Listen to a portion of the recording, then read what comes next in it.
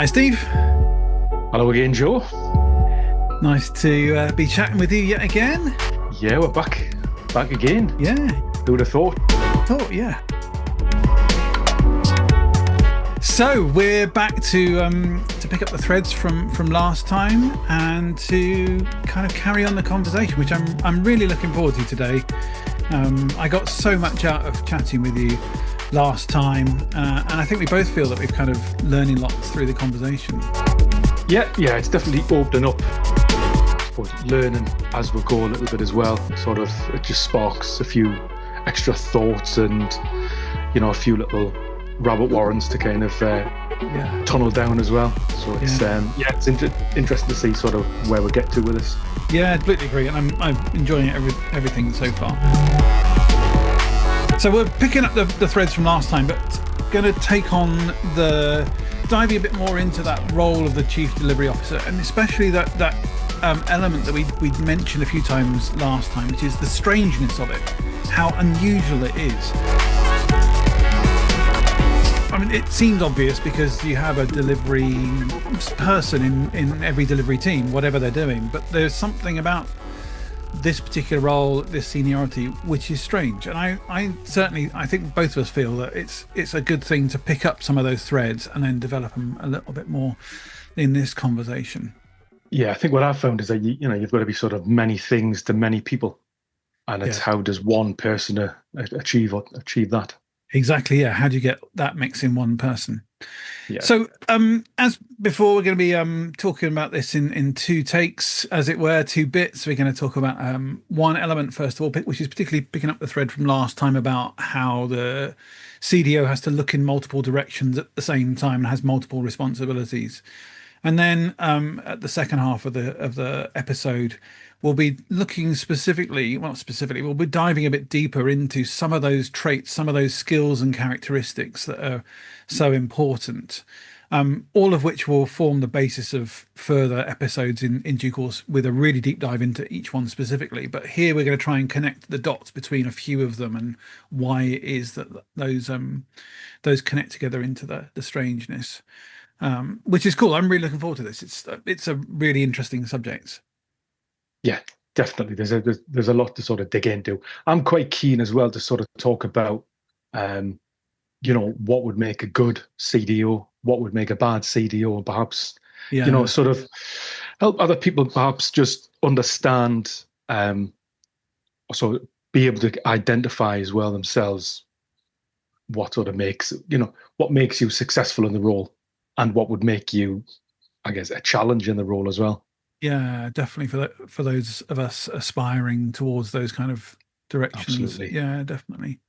So I wanted to pick up to start off by picking up some of the trailing thoughts from last time round. So I was thinking quite a lot after last time about the challenge of sitting both where the customer is, sitting within their world, or empathizing with what they're trying to do, what their intentions are, and how to mold those kind of ambitions or needs or whatever into something specific and concrete, sitting essentially on the customer side of the fence at the same time as sitting on the businesses, the one that employs you, your own business's side of the fence, and how challenging that is.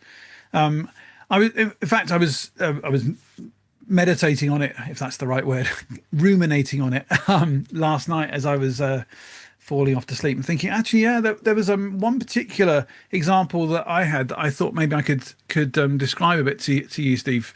Yeah. We've never talked about this. This is one of the things where you and I have not been working together. But I did this really interesting project a couple of years ago for a supplier to the pharmaceutical business world, a thing called or an aspect of that called pharmacovigilance, or was one word, pharmacovigilance, which is where when large pharma companies produce medicines and medical devices and so on, but there's the potential. Well, they obviously do loads of testing, and they list down all the side effects that you might get from medicines. But sometimes things happen that don't come up in all that testing, and so they need a forum to report those things. It's called adverse effect reporting. And it's a really, really interesting world. So the company I was working with provided a tool that fitted inside their system. Their own customers were people like Bayer and AstraZeneca and Pfizer, some of the gigantic multinational companies. The thing that their tool didn't do, and they needed to do for Bayer and the rest of them, was to add multilingual support. So they had this real driver that they were supplying a piece of software to large pharmaceutical company. They needed multilingual support in it. The tool that we were providing was a conversational AI tool.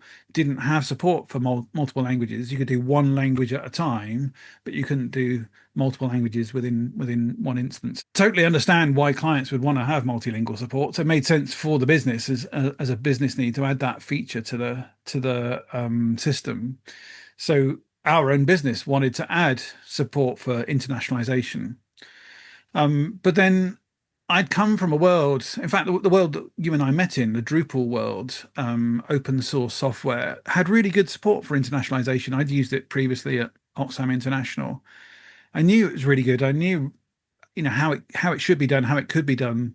That open source world had done a really good effort to bring in industry standards into the process of internationalization. And so we had there the two needs, that the multilingual support requirement from the customer, internationalization and industry standards in the product, and those two were kind of competing because the customer wanted it straight away, wanted it as quick as possible, and the business wanted to have it in an ordered way that was the right thing to do for the product, built into the product in the right way. Was the industry standard, so it could be then provided to other customers as well. Really interesting kind of use case to work out how to bring those two needs together. And the reason why I'm giving you this long description is the thing that I remembered about it was the challenge of talking with the customer about it, because they had very particular needs and a very particular schedule, and I had my requirement. My duty was to push back and say, no, we need to do it in the right way, in the right format. Ended up with a really difficult conversation with the product owner at the client end, who ended up slamming down the phone on me. It was crazy. Nice. It was so difficult. I knew we needed to have this hard conversation, but it kind of accelerated very, very quickly. Got to a point where we were talking at loggerheads, and I got the phone slammed down on me. Was that like partway through the project, or was that sort of towards the end? It was actually, it was kind of in the first third of it, I think. Ooh. We don't.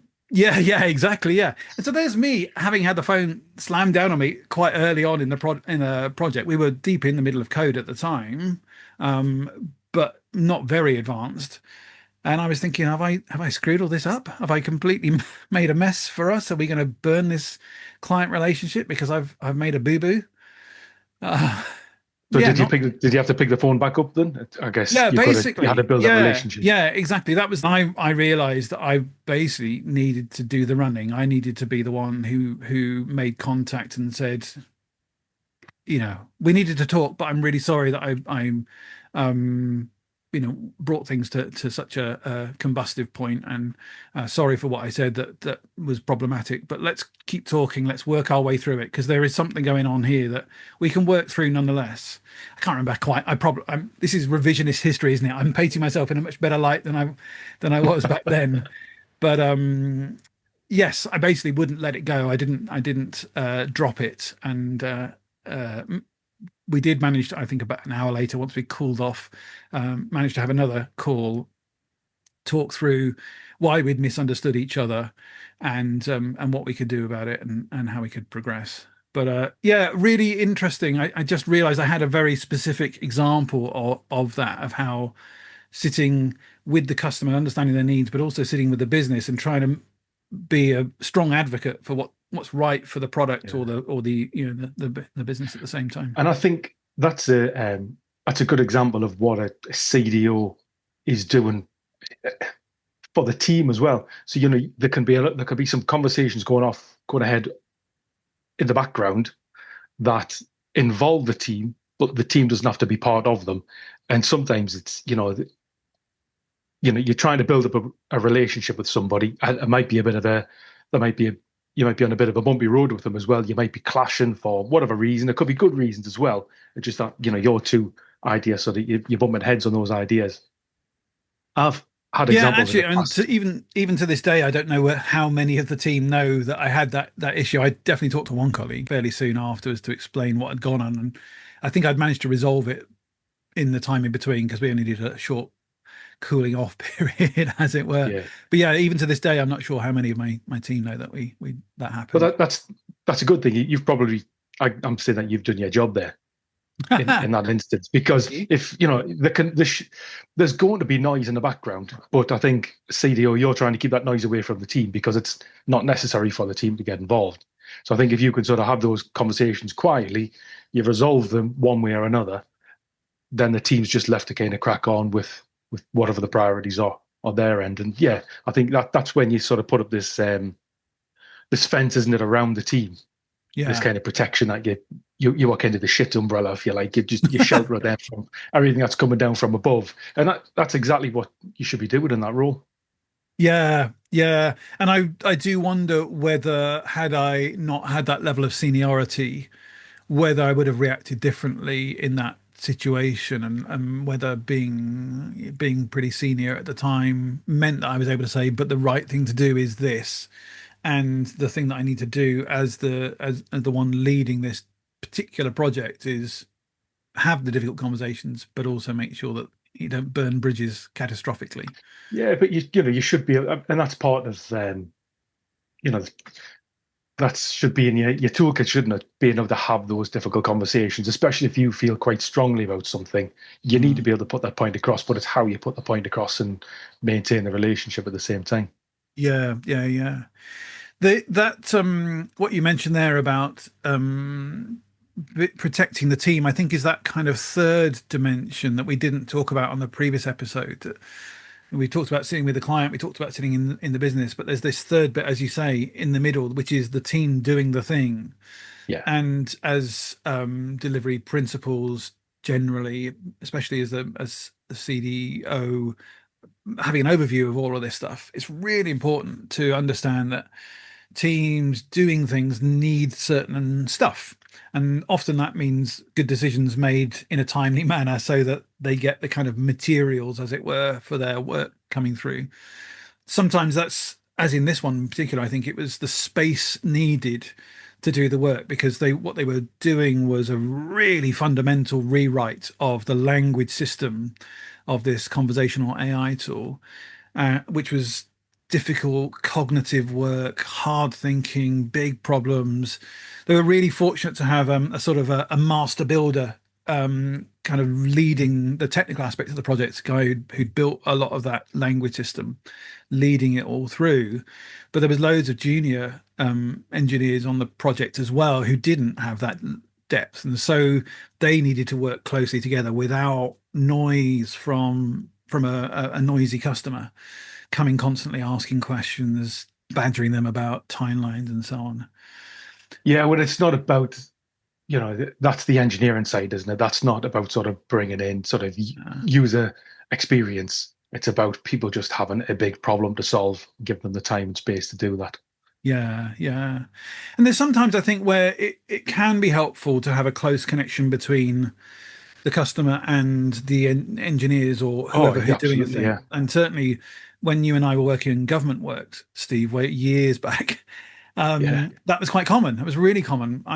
We met up at the client's office frequently, once a fortnight or so, and we worked with them really closely. We're having meetings and conversations. In this particular one, that wasn't right. It wouldn't have worked. It would have been really problematic. So, how do you have any sort of rules of thumb or kind of approaches to working out that kind of level of connection between customers and delivery team? Yeah, I don't know if this is a rule of thumb. There's definitely times when I want to put the product, whatever the product is that we're building, you want to put it in people's hands because there comes a time when you need feedback. But I think that's more when you're working on the sort of UX, the UI side of things, rather than the engineering. If there's things happening on the engineering side, getting the client involved, especially if they've got a little bit of knowledge. I used to be a developer. Yeah. I know what I'm talking about. That's a dangerous thing, and that's inviting unnecessary conversation. So I think you've got to kind of weigh it up. What are we talking about? The customer as an end user, in which case, yeah, let's get the feedback, let's get the buy-in, and it's all that's a time when you build confidence with a client as well, because the thing starts to become tangible when you put it in their hands. When it's like an engineering issue, like a rewrite of the language or whatever, that's not really a time for the client to be involved unless they've got specialists that you want to involve. I think otherwise, that's a close conversation with your team. Yeah, absolutely. Yeah, there's quite a lot of parameters there, aren't they, on deciding where it is. I knew as well with this particular client that they were going to be noisy and quite demanding, and I needed to create a kind of an air gap to protect their time and their attention and focus. So although we had daily stand-ups internally as a team, I didn't let the customer too close to the engineering, even the senior engineer who I know that they'd spoken with in previous phases. I think from experience, don't you, when to get them involved and when not to get them involved. Generally, if you need something from the client, feedback, whatever, then yes, you get them involved. But otherwise, keep them out the way. Yeah. With that particular client, I remember as well, as we're talking about, I just remember a couple of other incidents. There were a few times where it was really important to have that technical architect, principal engineer person with me, and in fact to have the user interface specialist with me when we had sort of beginning of project, end of project meetings, in particular where we were with that one, because what we were doing was so complicated in re-engineering the tool, and because we wanted to make sure it matched sort of industry standards for internationalization, we made sure there was a really robust sort of alpha phase for it, where there was some spike work to test the most important risky things, the things that would be getting to the very, very lowest level of the application. And at the at the end of that, sorry, we wrote up a report, which is a long wordy document with some bunch of slides and stuff, and then we did we presented that to the client, and that was when we had the project sponsor and the technical architect there to say, to talk through their various parts of it, and what that worked really, really well. And then there was a couple of moments when we got to kind of preparing for going live, when it was really important to talk through some of the really important specifics, but there was definitely like that gap in between where we just needed a I've done something similar working for a banking client. I decided to bring in a technical architect to have certain conversations, and it was all about sort of building the confidence with the client that the team's over there doing a thing. Let's let them get on with that thing. But in the meantime, here's somebody who can answer all your questions about the architecture and about the security. And then, you've got the trust, the confidence. Now you can just leave us alone. We'll come back to you in 2 weeks' time, and we'll present, what we've been doing over the last sprint or whatever.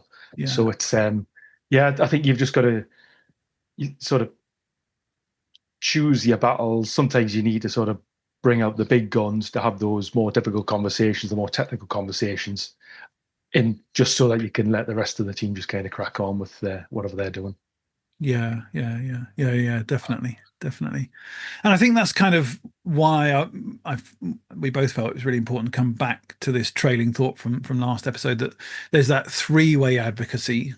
Last time we probably painted it a little thinly, that you're looking at the customer's needs and you're looking at the business needs, but really, really importantly, as the chief delivery officer, you're looking at how does delivery actually get done, and there's the needs of the team who are doing the delivery, the multiple teams who are doing all the deliveries simultaneously. What do they need to be most effective in what they're doing? How do we make sure that you've got the same quality of delivery across multiple teams?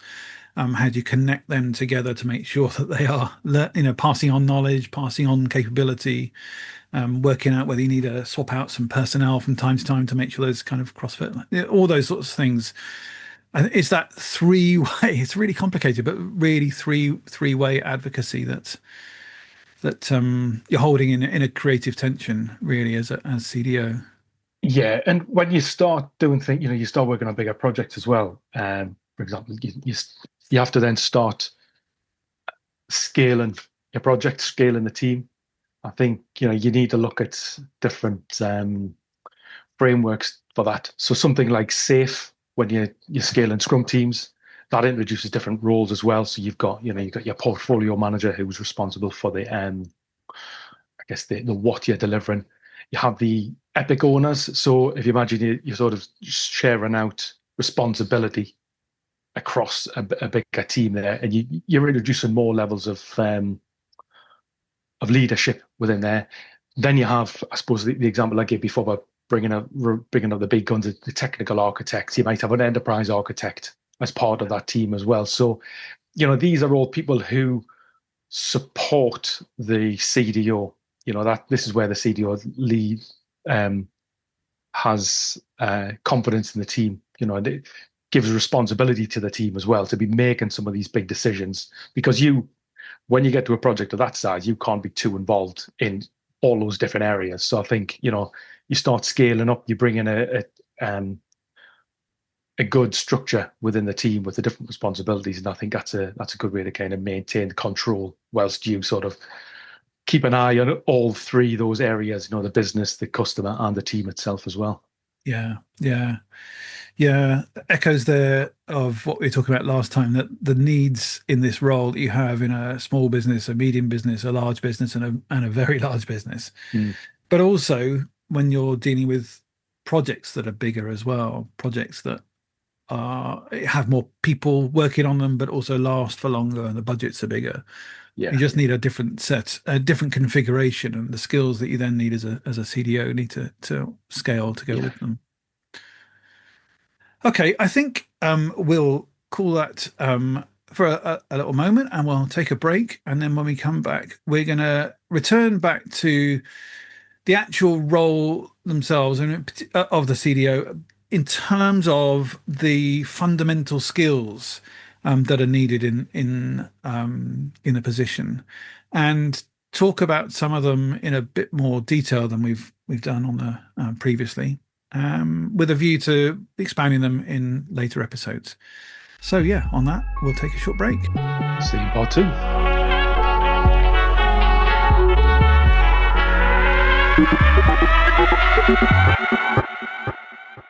So welcome back to part 2.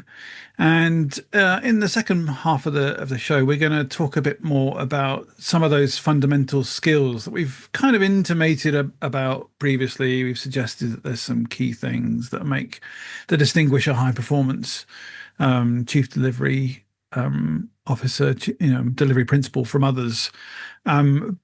And clearly, that's what the whole show is about, the whole thing over the many episodes. So we're talking about them in this second half, really, a kind of initial level, some of our first impressions, the things that are the conversation starters, and then in later shows we'll pick up on them in more detail and go into a lot more depth.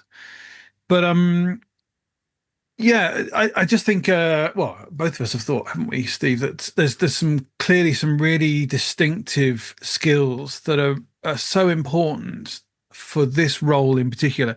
And the reason why, and the label or the title for this show is The Strange Role. The strangeness, I think, comes from how unusual it is to find them in one particular person. I mean, clearly we all have multiple sets of skills that we use all the time, but some of these ones are things that are kind of at the opposite ends of whatever spectrum it might be, but opposite, they're kind of character-wise, they're opposed to each other in some ways. Yeah, I think since we've been talking, one of the things that's really sort of stuck with me is the need for high emotional intelligence. It's Right, yeah. it's a soft skill, but I think without that emotional intelligence, I don't think you can make it as a CDO. I think you'd be missing the C, if you like, as Yeah. a CDO, because there's so much of the role is about people. Whether it's dealing with the client who might have certain sensitivities or be emotional about certain things. The certain topics might be quite emotive. There might be things that are keeping them awake at night. It's being aware of the client, seeing how the client reacts to certain things. At the same time, you've got the team, and generally you'll have a fairly large team. You've got lots of different individuals in there, and it's you need that emotional awareness and intelligence to kind of deal with the different emotions throughout the team, the different personalities, how different people respond to different things, especially like a high stress situation. How you would kind of deal with that and how you would help and coach other people through those challenging times as well. And you've got people to deal with in the business as well at that C level. They've got their own pressures that they're working under, and you need to be sort of aware of those pressures and have the ability to deal with them as well. So I think without that sort of emotional intelligence and awareness, it would be a very difficult job for somebody. I think if you came into it without that, it's not something that you can just learn on the job once you go into this role. I think it's something that you need to take into the role with you.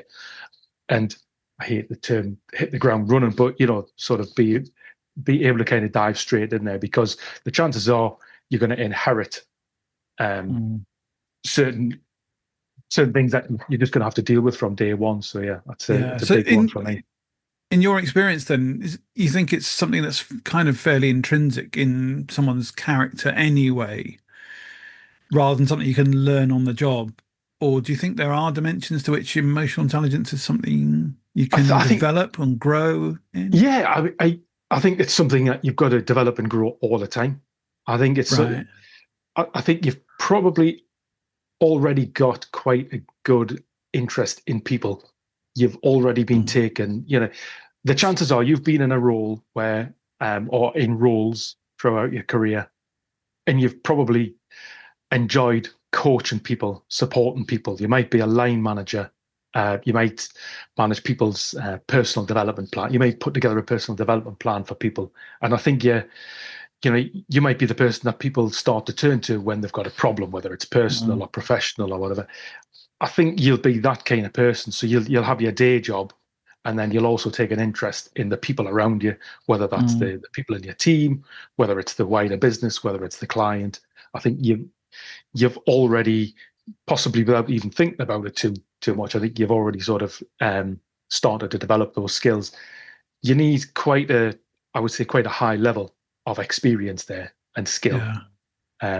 Which you'll take into the role, and then you'll continue to kind of develop that over time as well. Yeah, it's interesting. Yeah, definitely. Yeah, I think that you're right completely. There's intrinsic things that you probably naturally have. You probably already have a natural ability to remember birthdays and anniversaries, and the stories of the events that are going on in people's lives. That's just probably fairly natural anyway. And an interest in asking people questions and finding out about them, as well as something which you can develop and grow sort of through experience and so on. We often talk about a servant leader, and I think when you've got a team, I think if you've got these sort of key characteristics, then you'll pick up on problems that individuals might be having. So you might be on a call plan, and whatever it happens to be, you'll be spotting somebody that is not perhaps participating when they normally would, and I think you're quite likely then to pick up the phone to that person afterwards, because your role, your sort of servant role in this, is to help people with blockers. And if someone has a personal problem, professional problem, whatever it is, you're likely to pick the phone up there and try and sort of unblock that person, or to be giving them the space or the time or whatever it is that they need to then go and sort of solve whatever it is that they're dealing with as well. So yeah, there's that. I think that's a big part of sort of keeping the team ticking over as well. Yeah, absolutely. And it's very interesting. Clearly, we're going to have a longer conversation about this on a whole episode, because it's a really a very important subject. But I think just to say at the moment, it's one of those things. It's obviously there's a combination of being really self-aware, aware of your own state, your own triggers or needs or whatever, that kind of self-knowledge, at the same time as being self-effacing, kind of putting yourself to the side or your needs to the side in order to bring out the best in other people. And I think that then requires a degree of resilience in being able to cope with that sort of knowing you have needs, but also giving more to other members of the project team, which is the client and their own business together. So resilience is clearly a really important thing. Resilience, awareness, and I think this is where the job can sometimes become a little bit lonely. When you get to this level, if you haven't got the support around you at that same level, if you don't have the peers who you can rely on to bounce ideas off from, the way that we do, it can become a very lonely place because you're parking your own troubles, you're leaving them at the door, and you're just sort of focusing on everybody else's problems just so that you keep that team ticking over. Yeah. It's a difficult part of the job to deal with. Yeah, absolutely. Definitely loneliness. It's not quite loneliness at the top. It's not really that thing. It's that what you're doing is so distinct from others. It's quite hard to share the experience, which I guess is one of the things I'm getting loads out of with this conversation, Steve, that we can cry on each other's shoulders, or we can share that sense of this stuff with each other and say, oh yeah, I recognize that. I've dealt with that. I've lived with that. Yeah, absolutely. Yeah. The thing which I think is so interesting about the strangeness of the role is that, yes, all of that stuff that we've just been talking about there is so important, that emotional intelligence, but it's also tied to being very systematic, very process driven, very procedural, with a really strong sense of time and planning and preparation, and we're going towards a particular thing and keeping things on track, and how to so it's very systematic as well as very human at the same time. It's a really, I certainly have often found it a really odd thing. I know that I feel like I do a bit better in the human area than I do in the systematic area, although I really like processes and I really like knowing that there's just the tools that I can just grab and pick up and use in various situations. And I know that I can, having used them and seen how they've worked or not worked in whatever situation, I can make them better. So, I like both of those together, but I know that I chastise myself really for forgetting a thing or missing an element, because I'm not so good with lists. I rely on my memory, which is terrible because it's very faulty. That's an age thing, that as well, isn't it? Yeah. Do you think it is? Yeah. But it's bringing my age back bringing my age back into the podcast yet again. But that just what you're touching on there, that's interesting, because you do need the consistency, and especially on like the engineering side, you will have a lot of consistency, and you need the consistency. But it goes back to that term that I picked up from you in the last episode, which is consistency and jazz. So you know, consistency on its own is just a way of delivering something. But there's so much more to it than that. You can engineer something absolutely fantastic, rock solid. That's great, but that doesn't necessarily mean that you deliver the right thing or the thing that the users want in the first place. And I think that's where these other skills combined is what helps actually deliver value rather than just a solid thing. Yeah. So I think that's important, and I think that's where as a CDO, you need to be the single point of success. Yes. I think if you've got the wrong CDO in place, they can become the single point of failure. Something where, as a CDO, if everything has to go through you then become a single point of failure. If you're micromanaging people, again, it's another single point of failure. If you have sort of closed ownership of a problem or a solution, it's what you say it needs to be. That's failure. And then again, having no procedures, nothing written down is again, it's another example of that failure point. Whereas if you've got a good CDO, you are the single point of success. You're just there to orchestrate this team. So you're putting trust in the team. You're giving responsibilities for delivering certain aspects of the project to the team, and then you're using the opinions of the team to validate your own thoughts. What you think is not fact because you think it's fact. You need, you're going to end up with no doubt some, fantastic people on the team, who probably know an awful lot more than you do about, Mm. in their areas. And, a CDO needs to lean on people like that to get Yeah, the yeah, most value out of the yeah, thing that you're building. yeah. I think one of the things that you're speaking to there also highlights a potential risk that you and I know are both very aware of, and that's an addiction to chaos. When I was chatting with, I think I mentioned in the last episode that I had chatted with some CEOs in recent months, and they're very, very interesting. Many of them talking, the conversations were really about what's their experience of a delivery principle, what's worked and what not worked for them. Two of them in particular talked quite a lot about having delivery directors who, on the surface, looked like they were doing a brilliant job, but they realized that projects were unpredictable, whether the outcome was being achieved or not, whether it's achieved on time, or whether the teams were well, continue to be well motivated all the way through. One of them in particular said that he realized that the problem in his situation was that their delivery director was actually a chaos addict, because there was that sense of knowing that you would be able to parachute into the situation with all these brilliant skills and capabilities and stuff, and you would be, elevated into the like a centurion. I know there's loads of too many images here, but like the centurion on the horse leading the charge. You're the one who is the the true line of progress or failure, or success or failure, sorry. And how problematic that can be, because if you're always reliant on that one person to lead things, yes, you're completely right, it's all about being leading people to success. But if it becomes that kind of bottleneck blockage, then it can be really problematic. And so the just a week later or 2 weeks later, I was talking to another CEO who said the important thing for him, which reflects what you said last time, is that delivery becomes a product in itself. It becomes external to the individual person, and it's something that loads of people could pick up or should be able to pick up.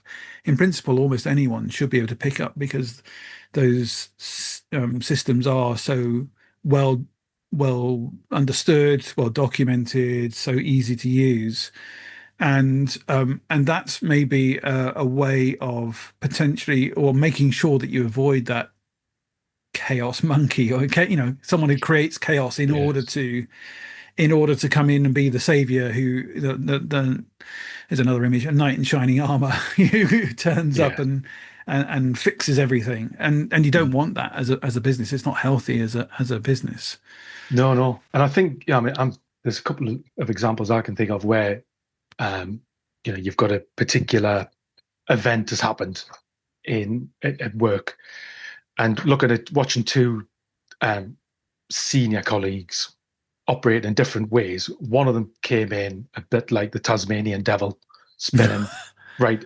Panic, everybody panic. That's kind of the first sort of emotion or the reaction to the problem, and it sets the wrong tone for the meeting. Yeah. You get everyone together and say, right, okay, we've got this problem to deal with. Okay, what was the cause and how we're going to resolve it? Whereas you get certain other individuals I've known come into a meeting, they give everybody knows, okay, there's a big problem to deal with, and they sort of give people a chance to breathe and then say, right, okay, step back, look at the problem with clarity, and then together we'll try and Mm. work out a solution to this problem. And then that person can then leave the room. They go back to the senior or the exec team, and they say, right, okay, the team has they're tackling this problem. This is what the problem is, and this is the plan. And then they should be able to sort of leave, and trust that to the team for them to Yeah. go away and resolve, and they'll feedback as and when. I think when you Yeah. start pointing the finger of blame at people, it's an awful environment to work in, and you're not going to get the best out of people as well.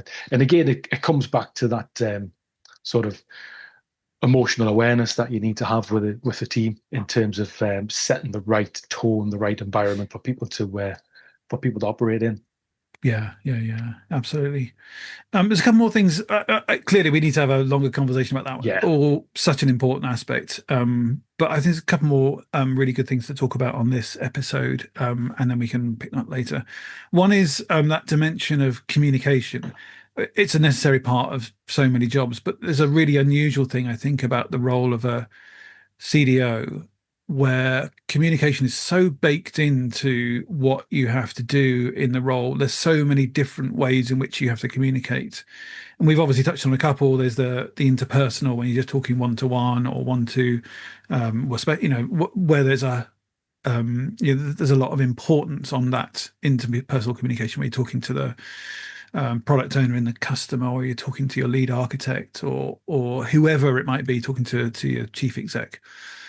But there's also times when you're having to talk en masse in large groups, where you're giving a presentation, like I mentioned in the first half, about presenting that report to the client team, to get across some complex ideas. And sometimes that involves talking about technical things that you understand inside your own business to non-technical or non-specialist people in the customer business, or the prospect in a pre-sales kind of environment, which you're inevitably pulled into. And that experience of communication, or that dimension of communication, is really is so vital.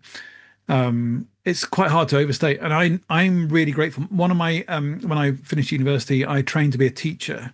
I never became a teacher, but I trained to be a teacher, and I have fallen back on the things that I learned in that PGCE year of training so many times all the way through my career. And I'm really, really glad that I had that, even though I never became a teacher. I did what's that given you then, do you think? What is it that you refer back to?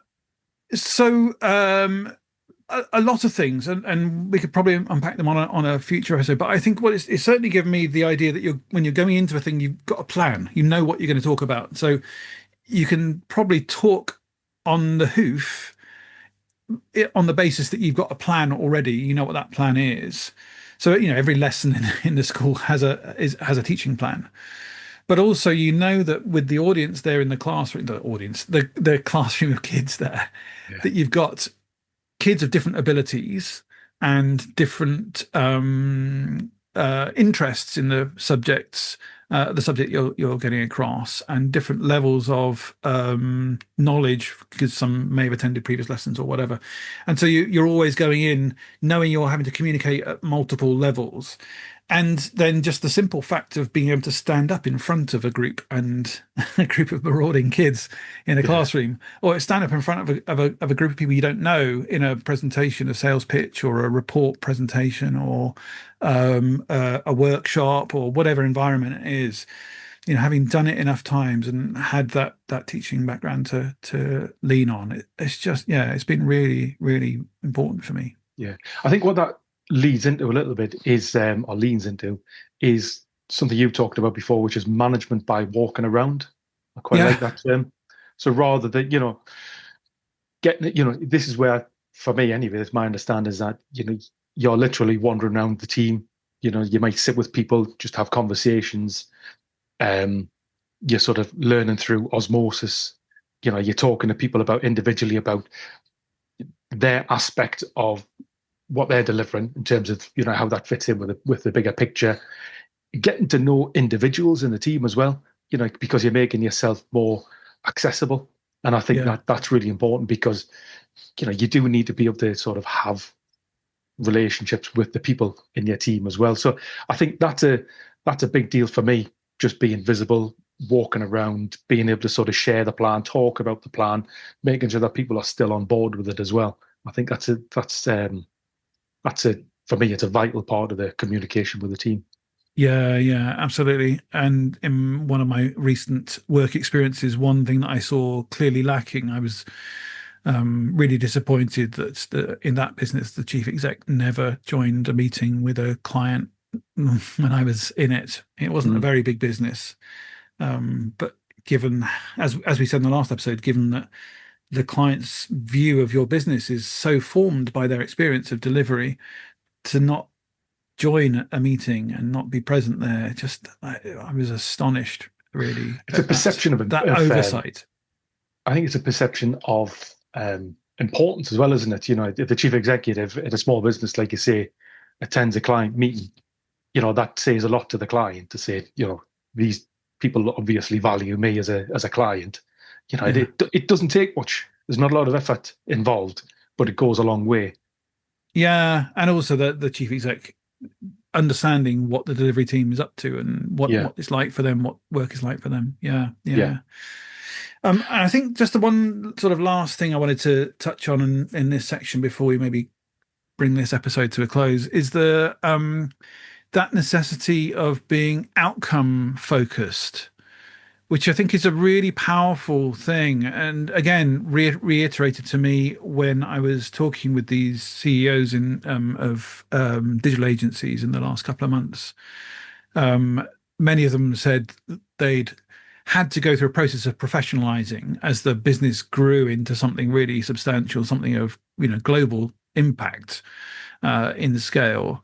They had to professionalize, and they thereby created all the delivery processes and became very, very systematic, and created that really solid platform that we've been talking about over the last couple of conversations, but had become so focused on processes they'd forgotten that they're doing things for customers. Customers are just the means that they pay for the day-to-day job, was yeah, what it became in that phase. And they had to recapture that kind of, I've used this term before, but the secret sauce, which is that we're making a thing. We're actually delivering a thing. And that yeah, outcome, which is a combination of what the client said they want, but also what the experts in your business have said, well, the right way of approaching that challenge or problem or objective is this. It's that combination, that outcome, and maintaining the focus as someone leading delivery, leading projects, leading the orientation towards projects, which is about, yes, we're going a place, we're going on a journey, we're going to go through some forest, we're going to ford a stream, we're yeah, going to arrive at a place together, we're going to conquer these things. That outcome orientation is really powerful, and I think it's one of those key soft skills that a CDO needs to have. And I certainly try to make sure in my projects as or my role as delivery leader that that's a really clear focus all the time. This is what we're doing. yeah. I think sometimes you've got to keep especially on a longer project, you need to keep the clients. Um, you need to keep pointing the clients at the thing that they need to deliver, what they asked for in the first place, because it's very easy for them to start getting distracted on a longer Yeah, term project. And yeah, suddenly they need a palm tree that's waving in the corner, and they need this, that, and the other happening on the app. And it's like, that's just not where's the real value coming from? I think you've got to keep pointing them back to that. Every now and again, let them have bells and whistles. But I think, you've got a finite budget, probably. If you've got a big team, you're burning through that budget really quickly. Um, you need to make sure that you're burning the budget on the right things, because yeah, otherwise, yeah, you can see it far too late, and by that time you've burned through all of the budget. There's no money left in the pot, and you don't have a thing. You don't have anything of yeah. value at the end of it. Yeah, yeah, exactly. Yeah, yeah, and I think that's one of those key procedural, practical skills of forecasting and capacity planning and stuff that you're talking about Yeah, there. That yeah, yeah, absolutely. One of those big subjects that we can come back to in a future yeah, episode. Really, yeah, definitely. Very cool. Okay, yeah. So I think that's probably a good place to bring it to a conclusion for today. So just to recap and keep me honest here, Steve, to make sure I've remembered what we talked about. The first bit was we were picking up some threads from the first episode, talking about how with delivery leadership, you're sitting in a very strange place where you're trying to hold a creative tension between multiple things at the same time: the needs of the customer, the needs of the business or the objectives of the business, and the demands that the team has in order to be high functioning and capable. And it's not an easy place to sit in. It doesn't feel natural. That's what is kind of um, most important about effective chief delivery officers, and that distinguish them, I think, is being able to hold that set of tension, things in tension with each other. And then in the second half, we talked about some of those fundamental soft skills, as you mentioned, emotional intelligence, having a high EQ. We talked about the practical, procedural skills of planning projects out, make sure they run to time, make sure the planning is thorough and robust and detailed. We talked about communication, how important communication is, being outcome-oriented, and just there right at the end, pointing at capacity planning and forecasting and so on.